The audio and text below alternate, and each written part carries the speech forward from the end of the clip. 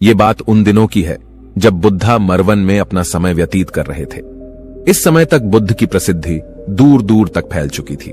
बहुत दूर दूर से लोग अपनी चिंताओं और परेशानियों का समाधान खोजने उनके पास आते थे। ऐसे ही एक दिन जब बुद्धा मरवन में अपने शिष्यों को प्रवचन दे रहे थे तो एक अधेड़ उम्र का व्यक्ति अपने 20-21 वर्ष के पुत्र को अपने साथ लिए बुद्ध की तरफ चला आ रहा था। जब वे प्रवचन स्थल के पास पहुंच गए तो एक नजर बुद्ध ने उन पर डाली और इशारे से बैठने के लिए कहा। जब प्रवचन समाप्त हो गया और सभी लोग वहां से चले गए तो बुद्ध ने उस व्यक्ति को अपने पास बुलाया और बैठने के लिए कहा। वहां चारों तरफ हरियाली छाई हुई थी। मौसम बहुत सुहाना था और तरह तरह के पक्षियों की आवाजें गूंज रही थीं। ऐसा नजारा देखकर उस व्यक्ति को अंदर से असीम शांति महसूस हो रही थी। इसके बाद बुद्ध ने उस व्यक्ति से आने का कारण पूछा तो इस पर व्यक्ति ने कहा, हे तथागत, मैं 2 दिन की लंबी यात्रा करके अपने पुत्र को आपसे मिलवाने लाया हूं। ये मेरा इकलौता पुत्र है और ये हर समय थका थका रहता है। ऐसा लगता है जैसे इसके अंदर कोई जान ही नहीं है, कोई प्राण ही नहीं है। इसका स्वभाव भी काफी चिड़चिड़ा हो गया है। अगर हम इससे कुछ भी कहते हैं तो यह हमारी छोटी छोटी बातों पर गुस्सा हो जाता है। इसके देखने की क्षमता भी उम्र से पहले ही कमजोर हो गई है और इसके बाल भी सफेद पड़ने लगे हैं। इतनी कम उम्र में इतनी बड़ी उम्र का लगना मुझे तो कुछ समझ नहीं आ रहा। इसके साथ हो क्या रहा है तथागत? मैं अपने पुत्र के स्वास्थ्य को लेकर बहुत चिंतित हूं। जब मैं अपने पुत्र को वैद्य जी के पास लेकर गया तो उन्होंने कुछ औषधि दी और कहा, अपने पुत्र को तनाव कम लेने के लिए कहो। वो अपने दिमाग में बहुत अधिक तनाव लेता है, इसलिए उसकी ऐसी हालत हो गई है। लेकिन मुझे उनके बहुत समझाने के बाद भी तनाव का मतलब समझ नहीं आया। मुझे नहीं पता कि तनाव होता क्या है, ये किन कारणों से आता है और उसे कैसे अपने पुत्र के दिमाग से निकालूं। लेकिन मुझे सबसे पहले तो ये समझना है कि तनाव होता क्या है। इसीलिए तथागत मैं आपके पास आया हूं। कृपया आप मेरी समस्या का समाधान कीजिए। यह सुन बुद्ध उसके पुत्र को बड़े ध्यान से देखते हैं, उसके चेहरे को देखते हैं, उसकी आंखों को देखते हैं और फिर उसके हाथों की नब्ज को भी देखते हैं। यह सारी विधि करने के पश्चात बुद्ध उस व्यक्ति से कहते हैं, तनाव लेना तो कोई नहीं चाहता, लेकिन फिर भी यह तनाव लोगों के दिमाग को दीमक की तरह पकड़ लेता है और व्यक्ति जान भी नहीं पाता कि वह तनाव में जी रहा है। लेकिन अगर व्यक्ति तनाव के कारणों को अच्छे से समझ लेता है और तनाव के बारे में कोई ऐसा पैमाना बना लेता है जिससे वह जान सके कि वह कितने तनाव में है, तो वह इस समस्या का समाधान भी खोज सकता है। सबसे पहले तो तुम ये समझो कि तनाव होता क्या है। जब भी कोई व्यक्ति कोई काम कर रहा होता है लेकिन उसका मन कहीं दूर भटक रहा होता है, कल्पनाओं में होता है, तो उसके शरीर और मन के बीच एक दूरी पैदा हो जाती है। यह दूरी जितनी अधिक होगी, व्यक्ति उतनी ही ज्यादा बेहोशी की अवस्था में होता है और शरीर व मन के बीच की इसी दूरी, इसी खिंचाव को तनाव कहा जाता है। आखिर कोई पसंदीदा खेल खेलने के बाद व्यक्ति चुस्ती और प्रसन्नता से क्यों भर जाता है, जबकि उसने तो अपने शरीर को थकाया है। लेकिन समझने वाली बात यह है कि खेलते समय मन और शरीर एक साथ पूरी तरह से उस खेल में केंद्रित होते हैं, जिससे शरीर और मन के बीच दूरी पैदा नहीं होती और कोई तनाव पैदा नहीं होता। और अगर दिमाग में कोई तनाव था भी तो वो भी दूर हो जाता है। लेकिन इसके विपरीत जब हम कोई ऐसा काम करते हैं जो हमें पसंद नहीं है, तो हमारा शरीर तो उस काम को कर रहा होता है, लेकिन हमारा मन कहीं दूर कल्पनाओं में भटक रहा होता है, जिससे शरीर और मन के बीच एक दूरी पैदा हो जाती है और तनाव जन्म ले लेता है। इसीलिए व्यक्ति को एक समय पर सिर्फ एक ही काम करना चाहिए और अपने तन और मन की सारी शक्ति उसी एक काम पर लगा देनी चाहिए, जिससे व्यक्ति के अंदर तनाव पैदा ही ना हो। इसके बाद बुद्ध ने कहा, तनाव पैदा होने के मुख्य 8 कारण होते हैं और जिसने इन कारणों को समझ लिया वो जीवन भर तनाव मुक्त रह सकता है। मुख्य कारणों में सबसे पहला कारण है अति महत्वाकांक्षी होना। महत्वाकांक्षी होना अच्छी बात है, लेकिन क्या कभी आपने इस बात पर ध्यान दिया है कि इंसान के लक्ष्य कभी पूरे ही नहीं होते? उसका एक लक्ष्य पूरा हुआ नहीं कि वह दूसरे की तरफ भागने लगता है, दूसरा पूरा हुआ तो तीसरे की तरफ, और इस तरीके से वो अपने लक्ष्यों को पाने के लिए जिंदगी भर गोल गोल घूमता रहता है। इसीलिए जो व्यक्ति अति महत्वाकांक्षी होता है, जिसने बड़े बड़े लक्ष्य बनाए होते हैं, वह वर्तमान में कभी रह ही नहीं पाता। उसका मन सदैव भविष्य की योजनाएं बनाने में ही व्यस्त रहता है। उसका शरीर तो वर्तमान में रहता है, लेकिन उसका मन भविष्य में ही लगा रहता है, जिससे मन और शरीर के बीच दूरी पैदा हो जाती है और वह तनाव भरी जिंदगी जीने लगता है। बुद्ध के मुंह से यह बात सुन उस लड़के ने कहा, हे बुद्ध, तो फिर इसका मतलब है कि हमें लक्ष्य नहीं बनाने चाहिए, क्योंकि लक्ष्य बनाना भी तो महत्वाकांक्षा ही है। इस पर बुद्ध ने कहा, जीवन में लक्ष्य बनाना कोई गलत बात नहीं है, लेकिन समस्या तब उत्पन्न होती है जब वो अपना पूरा ध्यान उस लक्ष्य से मिलने वाले परिणाम पर ही लगा देते हैं और उसके परिणाम की चिंता करते रहते हैं। व्यक्ति को वर्तमान में जीना आना चाहिए। आप लक्ष्य बनाइए और उस लक्ष्य की प्राप्ति के लिए कड़ी मेहनत करिए, लेकिन साथ ही साथ आपको इस बात का भी ज्ञान होना चाहिए कि आप अभी वर्तमान में जी रहे हैं और वर्तमान ही सत्य है। बुद्ध ने आगे कहा, तनाव का दूसरा सबसे बड़ा कारण है ईर्ष्या। जब व्यक्ति ईर्ष्या और जलन से भर जाता है तो उसका मन अंदर से सड़ने लगता है। ईर्ष्या एक आंतरिक घाव है। व्यक्ति के शरीर का घाव तो भर सकता है, लेकिन आंतरिक घाव यानी मन का घाव कभी नहीं भर सकता। इसीलिए व्यक्ति को दूसरे की खुशी और तरक्की से कभी ईर्ष्या नहीं करनी चाहिए, क्योंकि यह तनाव का कारण है। इसके बाद बुद्ध ने तनाव का अगला कारण बताते हुए कहा कि नापसंद काम करने से भी मन में तनाव पैदा होता है। जो काम करना हमें पसंद ही नहीं है, जिस काम में हमारी रुचि ही नहीं है, उस काम में हमारा मन लग ही नहीं पाएगा। हमारा शरीर तो वहीं बैठा रहेगा, लेकिन हमारा मन कल्पनाओं की उड़ान भरेगा, जिससे शरीर और मन के बीच दूरी पैदा हो जाती है और व्यक्ति तनावग्रस्त हो जाता है। इसीलिए इंसान को हमेशा अपनी रुचि के अनुसार ही कार्य करना चाहिए। अगर व्यक्ति ने यह पता कर लिया कि उसे कौन सा काम करना पसंद है और वो उसी काम को अपने जीवन का लक्ष्य बना लेता है, तो फिर वो काम उसके लिए काम नहीं बल्कि खेल बन जाता है। फिर बुद्ध ने कहा, तनाव का चौथा कारण होता है किसी दूसरे से अपेक्षाएं रखना। बुद्ध ने उस व्यक्ति की ओर इशारा करते हुए कहा, एक पिता होने के नाते तुम्हारी अपने पुत्र से बहुत सी अपेक्षाएं होंगी कि तुम्हारा पुत्र एक बहुत ही कामयाब इंसान बने, तुम्हारा नाम रोशन करे, जैसा तुम चाहते हो उस तरह का जीवन जिए, तुम्हारी हर बात माने।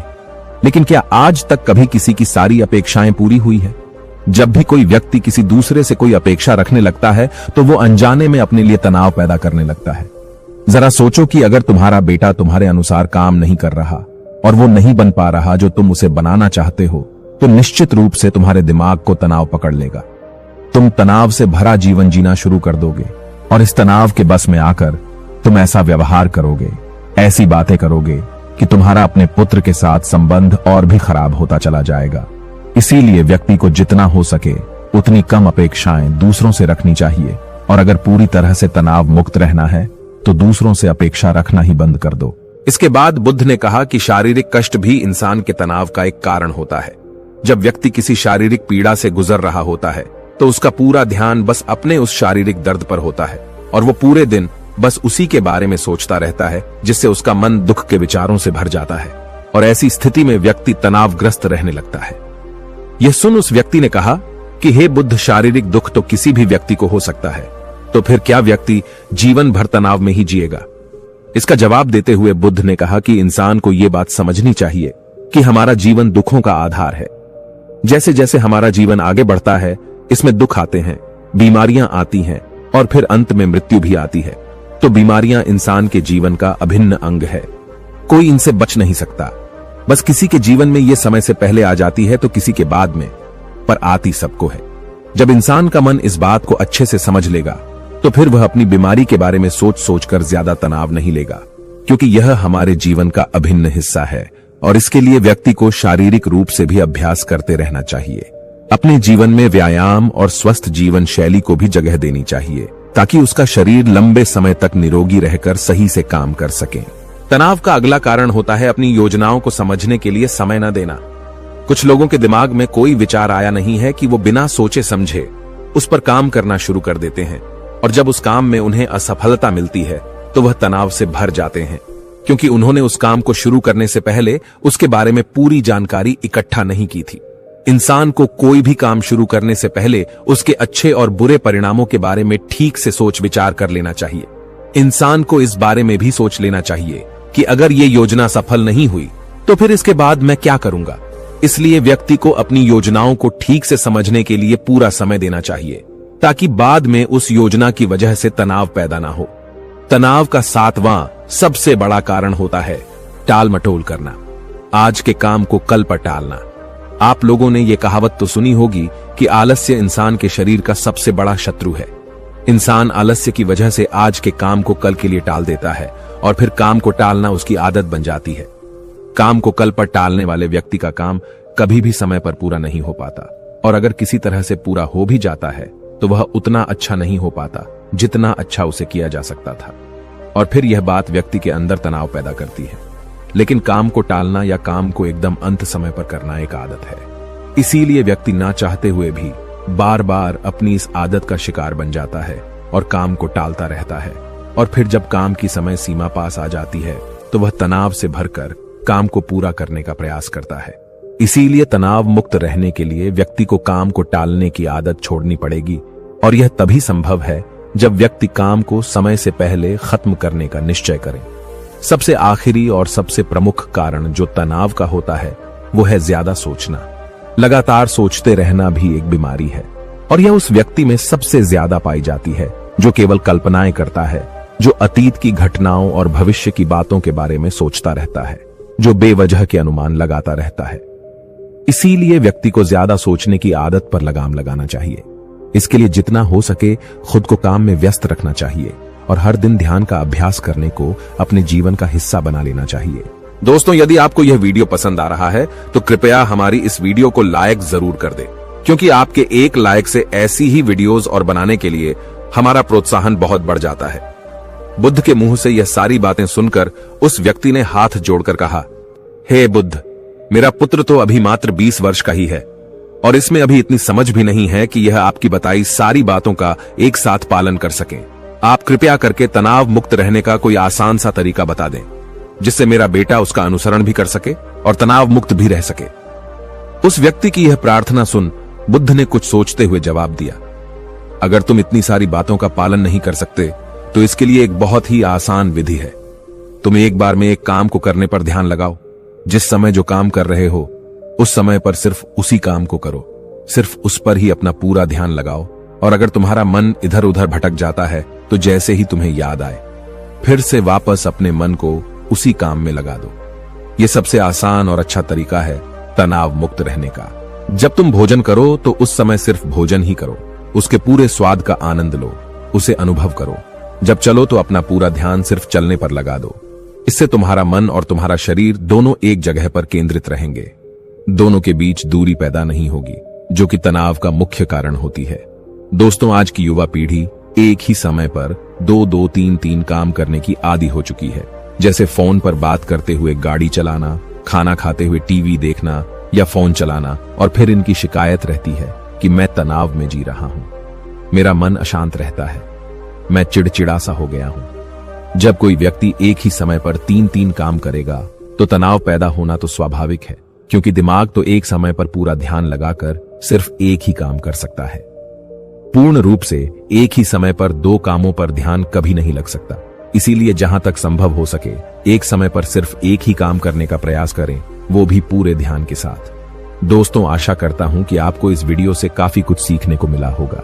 आपने क्या सीखा कृपया हमें कमेंट करके बताएं, और अगर यह वीडियो आपको पसंद आया है तो प्लीज इसे शेयर जरूर करें। तो चलिए दोस्तों, फिर मिलते हैं अगली वीडियो में ऐसी ही एक नई और रोचक बुद्धा सम्यक वाणी के साथ। तब तक के लिए आप अपना ख्याल रखिए। धन्यवाद। नमो बुद्धाय।